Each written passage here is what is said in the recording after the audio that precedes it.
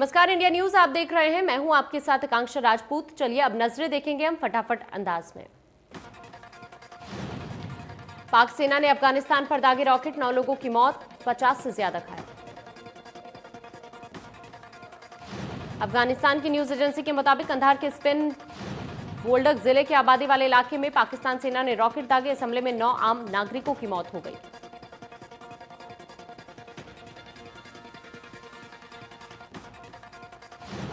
अफगानिस्तान के रक्षा मंत्रालय का कहना है कि पाकिस्तानी सेना के खिलाफ जवाबी कार्रवाई के लिए अफगान बलों को पूरी तरह से तैयार रहने का निर्देश दिया गया है।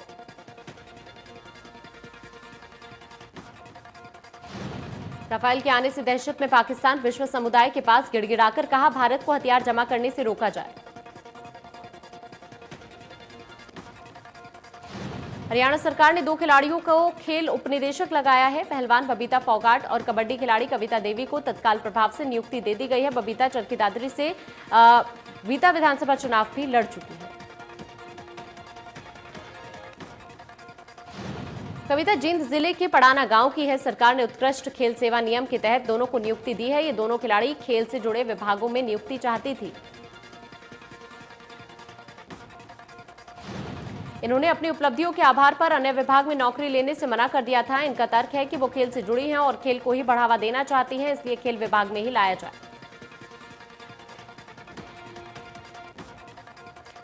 सरकार ने इन्हें नियुक्ति देने के साथ ही विभिन्न नियम और शर्तें भी लगाई हैं। अगर इन्हें नियुक्ति पत्र स्वीकार्य है तो पद संभालने के बाद दोनों खिलाड़ी किसी पेशेवर खेल, विज्ञापन और अन्य वाणिज्यिक कार्यक्रम में हिस्सा नहीं ले सकेंगे।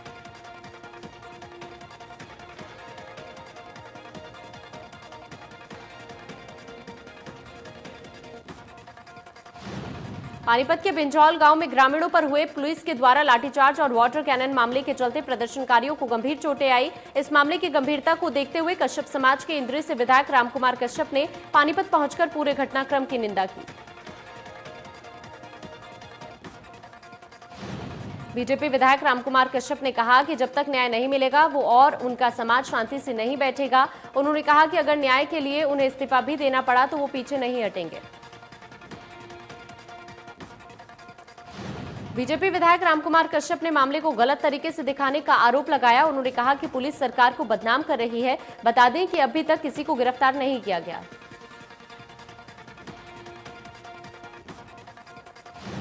बीजेपी विधायक ने सीएम से मिलकर बात करने का आश्वासन लोगों को दिया है। बीजेपी विधायक ने कहा कि 3 बच्चों की मौत नहीं बल्कि उनकी हत्या की गई है।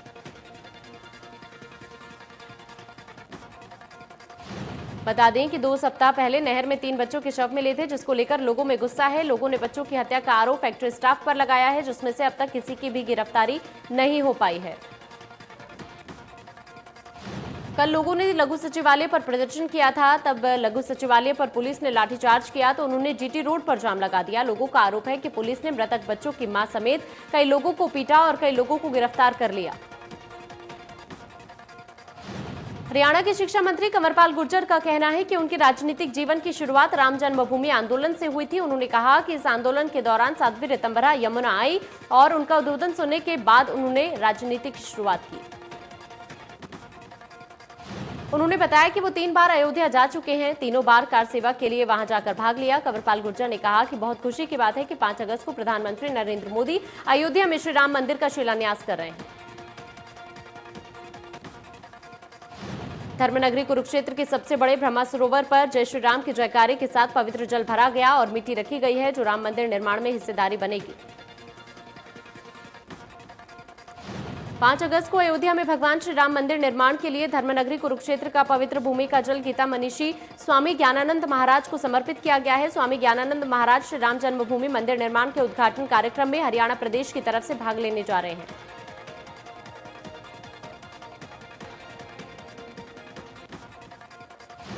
कुरुक्षेत्र लोकसभा सांसद नायब सिंह सैनी ने कहा कि राम मंदिर का निर्माण राम राज्य की स्थापना की ओर बढ़ते भारत के कदम है। 5 अगस्त को पूरा हिंदुस्तान दिवाली मनाए और दीप उत्सव मनाकर श्री राम जन्मभूमि मंदिर निर्माण के आयोजन में अपनी भागीदारी सुनिश्चित करें।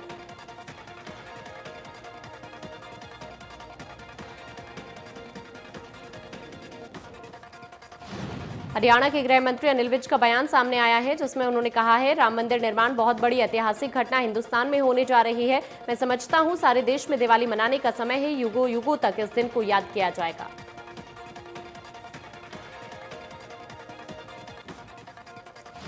साथ ही विज ने राहुल गांधी के ट्वीट पर पलटवार करते हुए कहा कि राहुल लोगों को निरुत्साहित करते हैं, देश की किसी भी खुशी में न खुद खुश होते हैं न लोगों को होने देते हैं।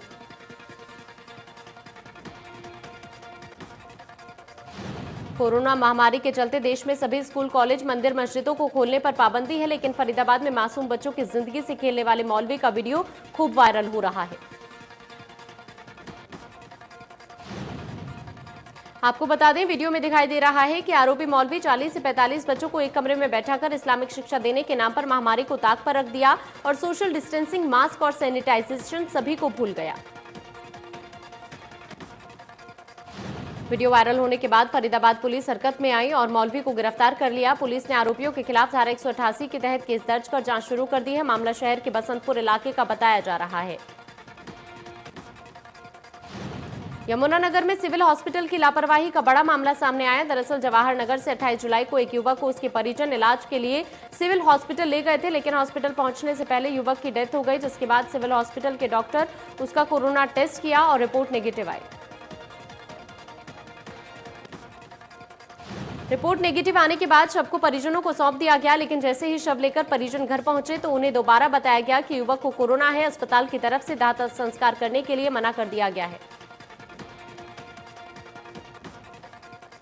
कुछ देर में एम्बुलेंस मृतक के घर पहुंच गई, लेकिन परिजनों ने डेड बॉडी देने से इनकार कर दिया और मेन गेट पर ताला लगा दिया। बाद में पुलिस को मौके पर पहुंचना पड़ा और शव को सिविल हॉस्पिटल भिजवाया गया। सिविल सर्जन ने जांच के आदेश दिए हैं। हर रोज टूट रहे हैं कोरोना केस के रिकॉर्ड। पिछले 24 घंटे में 54,000 से ज्यादा मरीजों की पुष्टि, 783 ने गंवाई जान। एक्टिव केस की संख्या 5,44,000 के पार। भारत में कोरोना वायरस के मामले 16,39,355 हो गए हैं, जबकि कोरोना से अब तक 35,786 लोगों की मौत हो चुकी है। देश में कोरोना के एक्टिव केस 5,44,048 हो गए हैं, जबकि 10,59,093 लोग अभी तक ठीक हो चुके हैं। उत्तर प्रदेश में कोरोना मरीजों की संख्या 81,000 के पार हो गई है। कोरोना से अब तक 1,587 लोगों की मौत हुई है। यूपी में एक्टिव केस 32,649, जबकि 46,803 लोग अभी तक ठीक हो चुके हैं।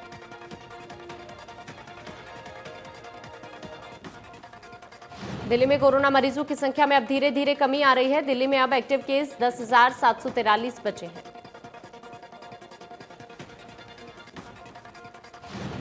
महाराष्ट्र में कोरोना के कुल मामले 4,11,798 हो चुके हैं। प्रदेश में अब तक कोरोना से 14,729 लोगों की मौत हो चुकी है।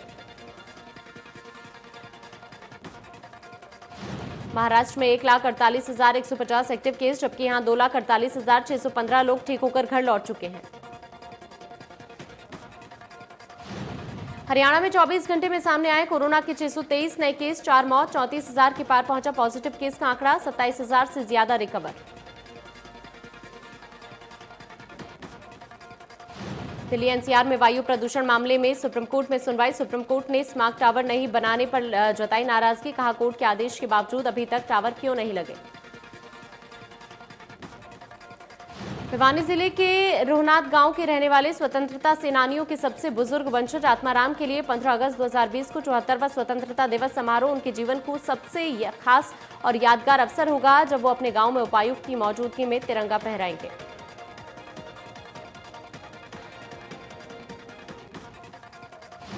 ये निर्णय मनोहर लाल की अध्यक्षता में आयोजित रोहनाथ फ्रीडम ट्रस्ट के गवर्निंग ट्रस्टीज की पहली बैठक में लिया गया। बैठक के दौरान भिवानी के उपायुक्त अजय कुमार ने मुख्यमंत्री की ओर से आत्माराम के प्रति आभार प्रकट करते हुए उन्हें शॉल भेंट कर उनका सम्मान किया। इसके अलावा मुख्यमंत्री ने आत्माराम को स्वर्गीय बेदो देवी के स्थान पर नए गवर्निंग ट्रस्टी के रूप में नियुक्त करने की स्वीकृति प्रदान की। बैठक में मुख्यमंत्री ने लगभग 1 करोड़ रुपए की लागत से गांव में कराए जाने वाले विकास कार्यों को भी मंजूरी प्रदान की।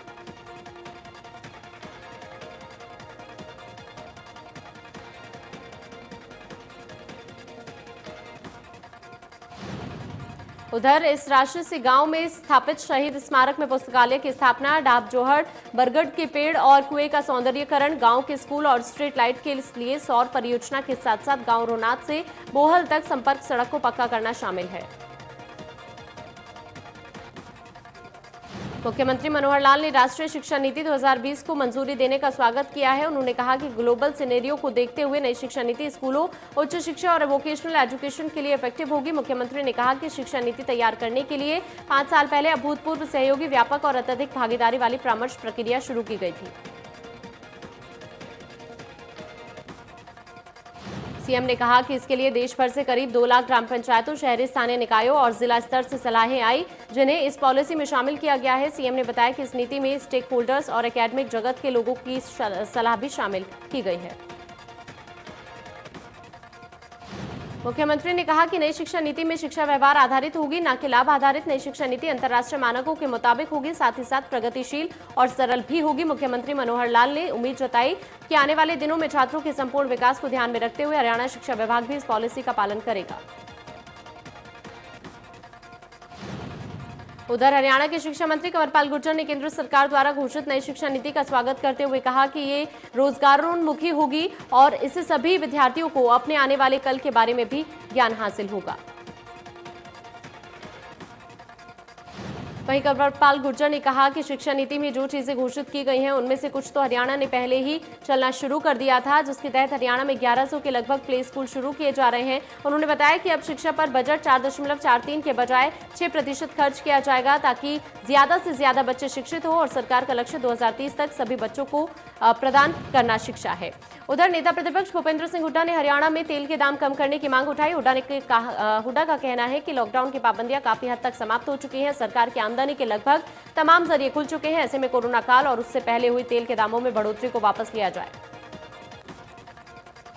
हुड्डा ने कहा कि टिड्डी दल ने खेतों में कहर बरपाया है, लेकिन बीमा कंपनियां टिड्डी दल से हुए नुकसान का मुआवजा देने से इनकार कर रही हैं। ऐसे में जरूरत है कि सरकार किसानों की मदद के लिए आगे आए और टिड्डी हमले से नुकसान की स्पेशल गिरदावरी कराई जाए। सरकार को फौरन आंकलन कर उचित मुआवजा देना चाहिए।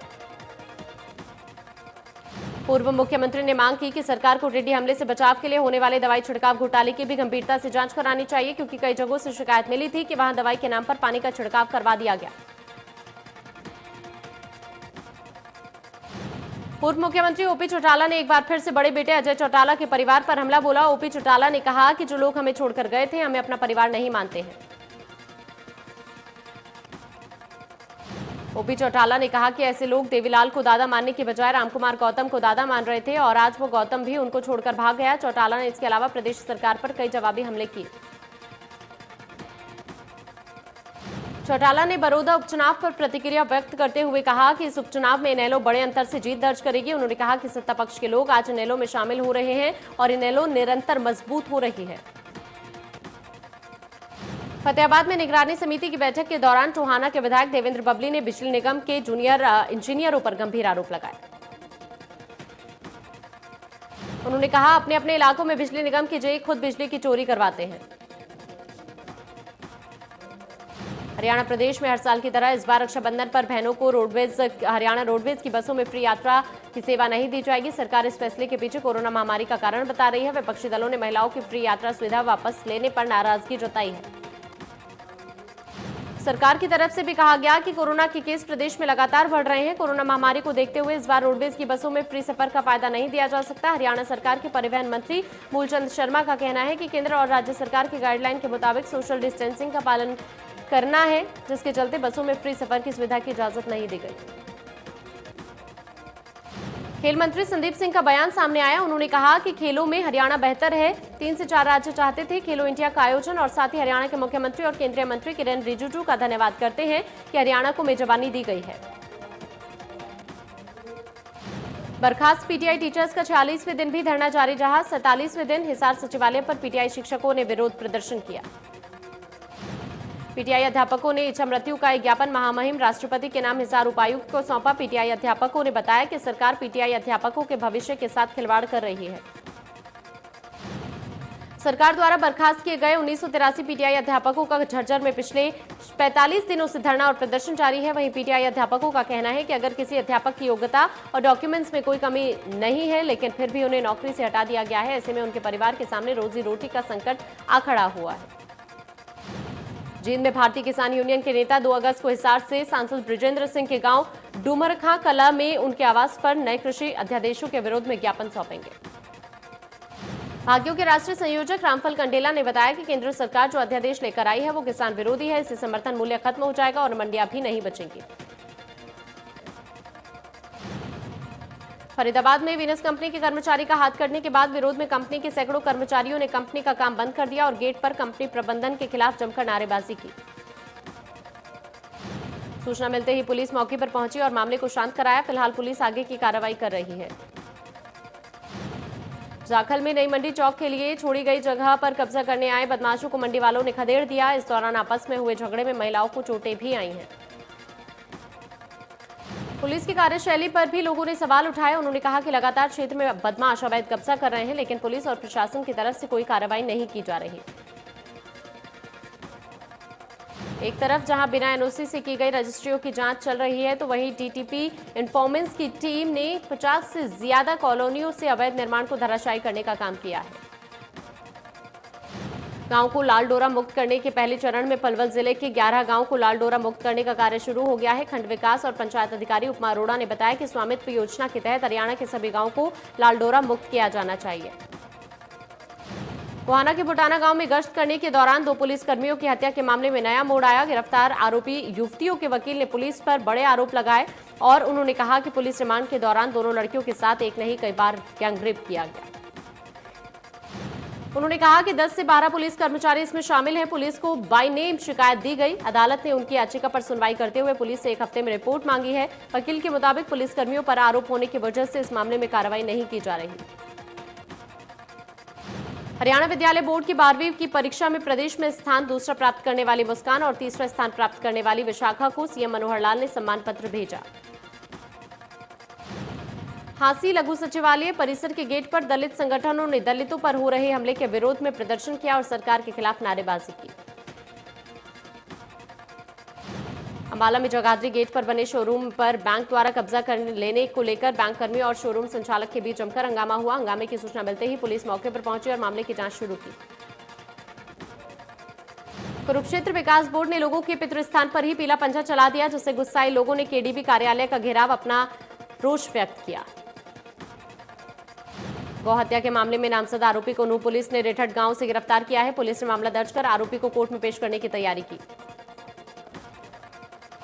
आरोपी सफी मोहम्मद के खिलाफ कोन्हाना थाने में साल 2008 में गौकुशी का मुकदमा दर्ज किया गया था, जिसमें वो गिरफ्तार हो गया था, लेकिन साल 2012 से वो बेल जंप कर गया। उसी समय से पुलिस को आरोपी की तलाश थी। नूह के पिनंगवा कस्बे में गुर्जर मोहल्ला में घर पर अवैध शराब बेचने का धंधा करने वाले आरोपी को पुलिस ने गिरफ्तार कर लिया। अंबाला में चंद मिनट की बारिश में सड़कें नदियों में तब्दील हो गई, जिसके चलते लोगों को कई समस्याओं से दोचार होना पड़े। कहीं लोग घुटनों के पानी में से गुजरने की जद्दोजहद करते दिखे, तो कई वाहनों की कतारें लगी नजर आई। वहीं शहर में जगह जगह अधूरे पड़े कार्य भी लोगों की मुसीबतें बढ़ाने का काम कर रहे हैं। अंबाला शहर के बीचों बीच स्थित ओल्ड दिल्ली रोड पर बारिश की वजह से सड़कें भी धंस गई, जिसके चलते लोगों ने सरकार और प्रशासन के खिलाफ नाराजगी जाहिर की। कैथल में प्रताप गेट पर सफाई कर्मचारियों ने अपनी कॉलोनी वासियों के साथ सड़कों पर निकलकर सरकार और नगर परिषद के खिलाफ प्रदर्शन किया और रोड जाम किया। सफाई कर्मचारियों का कहना है कि पिछले 2 महीने से घरों में पानी घुसा हुआ है। हमारे घरों में दरार आ चुकी है और इस बारे में प्रशासन को कई बार बताया भी गया है, लेकिन कोई कार्रवाई नहीं की गई। चरखी दादरी में सुबह से लगातार बरसात हुई, जिसके चलते गर्मी से राहत मिली। वहीं बरसात ने प्रशासन के दावों की पोल खोलकर रख दी। शहर के लगभग सभी सड़कों पर 1.5 से 2 फीट तक पानी खड़ा हो गया। वहीं आने जाने वाले राहगीरों को काफी समस्या हुई। पानी की अच्छी तरह निकासी न होने की वजह से शहर के सभी सड़कों पर पानी इकट्ठा हो गया। इसके अलावा कुछ कॉलोनियों में लोगों के घरों में पानी घुस गया। करनाल में हल्की बारिश हो जाने के बाद प्रशासन की तमाम तैयारियों की पोल खुल गई। दरअसल थोड़ी सी बारिश में पूरा शहर जलमग्न हो गया। हालात ये हैं कि सेक्टर्स नदी तालाब में तब्दील हो गए। भिवानी में मौसम विभाग के मुताबिक 29 जुलाई से 2 अगस्त तक बारिश का मौसम बना रहेगा। जिले में करीब 2 घंटे हल्की बारिश हुई, जिससे गर्म मौसम से राहत जरूर मिली। भिवानी जिले के रेवाड़ी खेड़ा गांव में बीती रात चोरों ने एक मकान को निशाना बना डाला। चोरों ने मकान की दीवार तोड़कर नकदी और चांदी के जेवरात चुरा लिए। चोरी किए गए सामान और नकदी की कीमत 15 लाख रुपए बताई जा रही है। कैथल में एक नाबालिग लड़की को नशीला पदार्थ पिलाकर दुराचार करने और ब्लैकमेल करके लाखों रुपए और जेवर हड़पने के मामले में आरोपी युवक को पुलिस ने गिरफ्तार कर लिया। साल 2018 में जब पीड़िता 16.5 साल की थी तो आरोपी संदीप उसे बहला फुसलाकर एक होटल में ले गया, जहां उसे धोखे से नशीला पदार्थ पिलाकर उसके साथ दुष्कर्म किया गया। इस दौरान आरोपी ने उसकी फोटो और वीडियो बना ली थी, जिसके बाद ब्लैकमेल कर आरोपी नाबालिग का शोषण करता रहा। चरखी दादरी के पिचोपा गांव निवासी किसान के बेटे प्रवीण सांगवान ने ऑनलाइन शॉपिंग के लिए लोकल कार्ट ऐप बनाई है, जिसको गूगल ने 5 स्टार रेटिंग दी है। बता दें कि प्रधानमंत्री के नारे आत्मनिर्भर भारत के तहत ये किया गया है। इस साल नेशनल स्पोर्ट्स अवार्ड सेरेमनी को कोरोना वायरस के कारण 1 या 2 महीने के लिए टाला जा सकता है।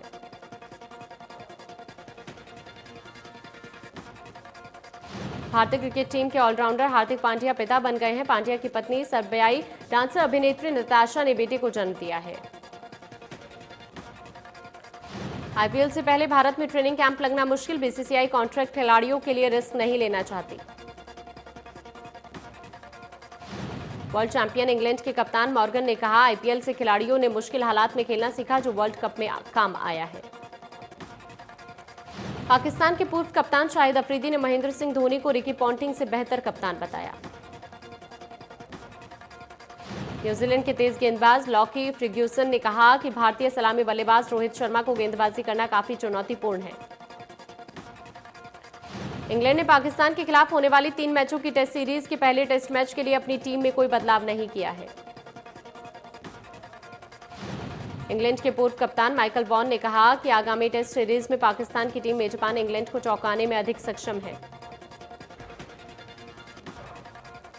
सुशांत की मौत पर अंकिता लोखंडे ने तोड़ी चुप्पी, वो डिप्रेशन में नहीं थी। एक टीवी इंटरव्यू में अंकिता ने कहा, जब यह न्यूज आई कि सुशांत ने सुसाइड कर लिया, इस चीज को स्वीकार करने में बहुत समय लगा, लेकिन मैं सभी को बताना चाहती हूं कि सुशांत उस तरह का इंसान नहीं था जो डिप्रेशन में हो, जिसे किसी चीज का दुख हो और वो सुसाइड कर ले। अंकिता लोखंडे का कहना है कि उसकी वैसी पर्सनैलिटी ही नहीं थी, वो हैप्पी मैन था। शायद मैंने और सुशांत ने इससे बुरी सिचुएशन जिंदगी में फेस की होंगी। जितना मैं सुशांत को जानती हूँ, वो डिप्रेस्ड इंसान नहीं था।